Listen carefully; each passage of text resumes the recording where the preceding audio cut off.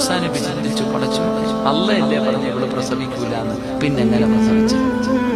അള്ളയാണ് പറഞ്ഞത് ഇവള് പ്രസവിക്കാത്ത പെണ്ണാണെന്ന്, പിന്നെ എങ്ങനെ പ്രസവിച്ചു? അപ്പോഴാണ് ജിബ്രീൽ അലൈഹിസ്സലാം വന്നിട്ട് പറഞ്ഞു കൊടുത്തു, മൂസാ നബിയെ, അല്ലാഹു ഈ പെണ്ണ് പ്രസവിക്കില്ല എന്ന് പറഞ്ഞപ്പോഴും ഇവളൊരു ദിക്ർ പറഞ്ഞുകൊണ്ടിരിക്കുവായിരുന്നു. ആ ദിക്ർ പറഞ്ഞതിനെ കൊണ്ടാണ് അള്ളാഹു ഈ പെണ്ണിന് മക്കളെ കൊടുത്തത്. അള്ളാഹുടെ തീരുമാനത്തെ പോലും അള്ളാഹു മാറ്റിയെന്ന് നബിയിനാ റസൂലുള്ളാഹി. അതാ ഈ ഒരു ദിക്ർ പറഞ്ഞാൽ അള്ളാഹുവിന്റെ തീരുമാനം പോലും അള്ളാഹു മാറ്റും. അതാണ് ഈ ദിക്റിന്റെ മഹത്വം.